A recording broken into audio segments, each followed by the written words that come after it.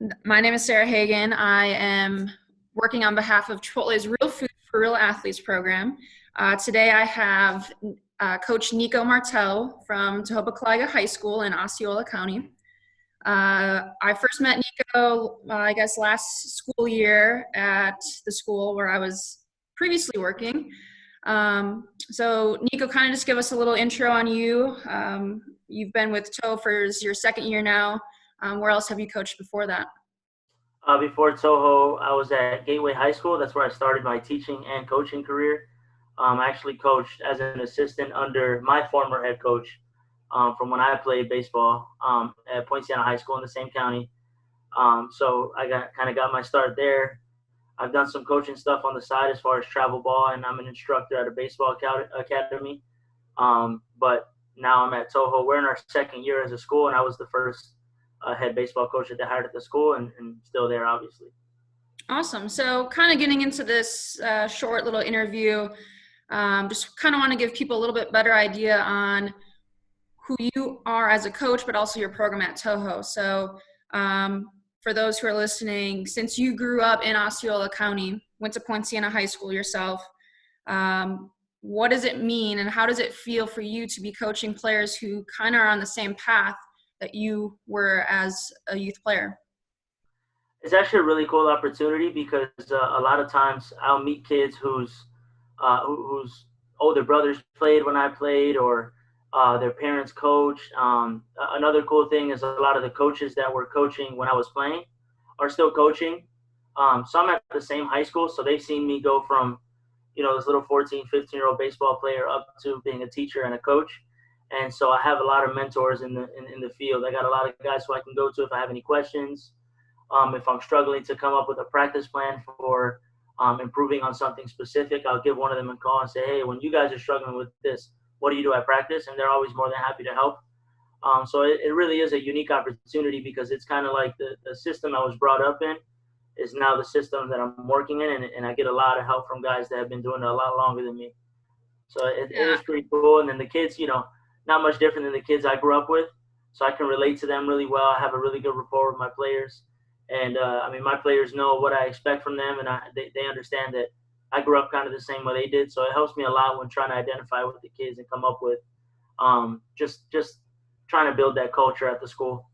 Yeah, I'm sure it's quite different having your relationship with your once coach and now your opponent. So that's Yeah, yeah. a cool experience. Like I mentioned, you were or are in your second year at Toho. Was there anything in particular that you were looking to build off from last year? Yes. Last year we had one senior, and most of the team was freshmen and sophomores, just because we were a brand new school. I was really looking forward to seeing how those freshmen and sophomores from last year improved this year and winning more games. And we actually have the same amount of wins we had last year so far in the season, and we weren't even halfway through. And we were looking at some pretty competitive schools, but schools that I think we had a chance against. Just because we've been playing so well, we got a couple guys that really stepped up in the summer and worked hard. I could tell a lot of them like hit the gym. A lot of my guys got bigger coming back.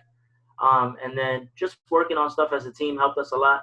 And just getting more time together as a team to build that chemistry has really helped us. So I was looking forward to winning some more games and just seeing guys improve, especially the younger guys, because they're the foundation of what the future of the program is. And then even my seniors, all of them improved from last year to now.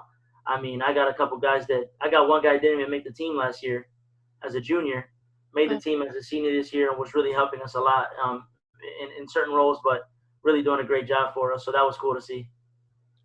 Awesome. So obviously, your season kind of came to an abrupt end or suspension, I guess. Yeah. Um, so obviously, this coronavirus doesn't allow players to be working with you personally, or even working together in small groups. So what are you doing as a coach during this time to kind of make sure that your players, if you guys do come back, that they're ready or staying somewhat sharp during this time? Something that I'm doing, and I have my assistant coaches in on it too, is we had a kind of an issue with baseball IQ. Kids just talent-wise, they're there. They're strong. They're fast. They can hit the ball. Decision-making was kind of our what wasn't our strong point. And so anytime I find an article or I find an interview with, like maybe a legendary baseball player or somebody who's really well known for knowing the game, if I find an interview on Instagram or something, I'll send it to them on Remind and say, hey, you guys check this out. This is a really good interview or article on taking a good approach at the plate or knowing what to do on the base paths, things like that, things that we kind of struggle with because we're young. I'm able to find articles and stuff and send them their way. And I'm always looking at that stuff too. I'm always trying to, it's what interests me. So I'm always reading up on it. And when I find something that I know, especially something specific to positions. So if I find a really good video about catching, I send it to my catchers.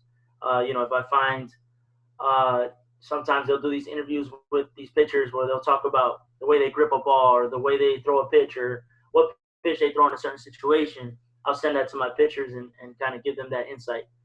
So that's kind of what I'm doing. It's the best I can do right now because we can't even give them like baseball things to do. So I know our strength and conditioning coach sent out kind of a workout that they can do just to stay in shape. But as far as baseball goes, the only thing I can do is kind of just give them the knowledge. I wish we could meet. I wish I could get them in the classroom and teach them that stuff. But this helps. We're making the best of a really weird kind of uncertain situation. So I think we're doing the best we can. And I have kids sending me stuff back that they find too. So I think it's working.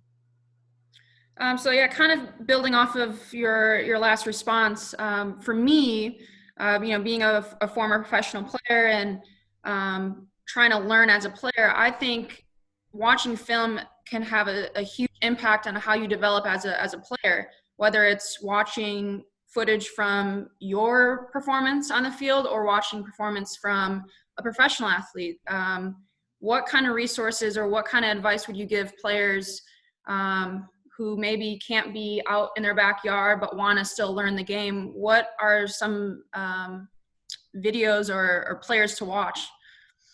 I would say, I follow a bunch of coaches on like Instagram. There's a lot of trainers and coaches and I guess influencers in the sports world that offer free training, that offer free video, that offer, maybe these videos where they analyze a hitter or they analyze somebody playing the infield and they kind of slow it. A lot of them, they have technology. They edit the video, they'll slow it down, they'll draw on the video while it's happening.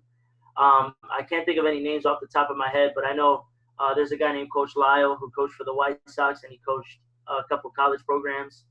I follow him a lot just because his stuff is pretty short and to the point. He doesn't really talk a lot and he gets up there, he shows you a video and he says, this is what this guy's doing wrong, this is what this guy's doing right. So I try to send them that.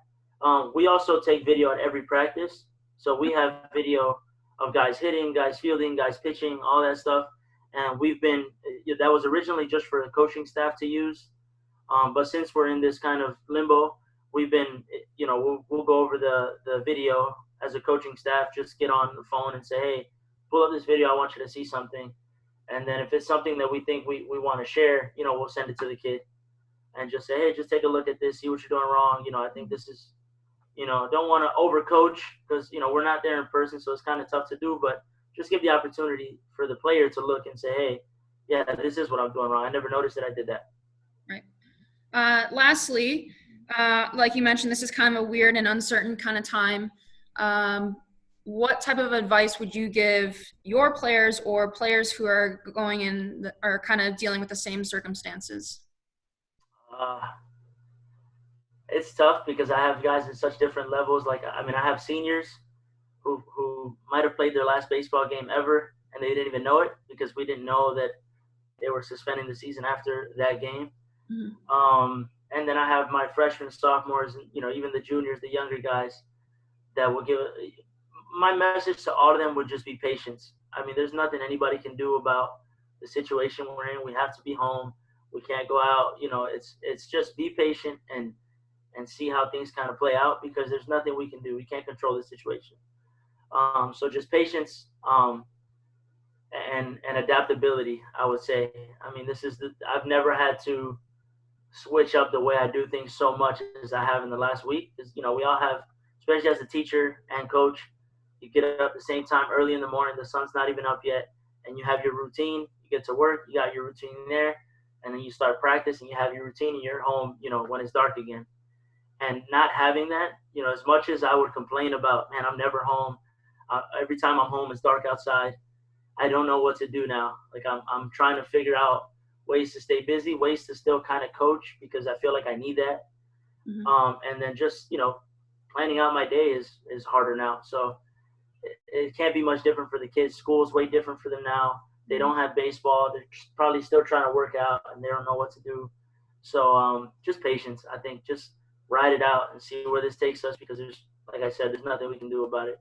Right. And, you know, we're at the end of the day, we're all in the same boat, still trying to, you know, we're all still trying to figure out what's going to be next for us. So again, this was Coach Nikko Martell from Toho Baseball.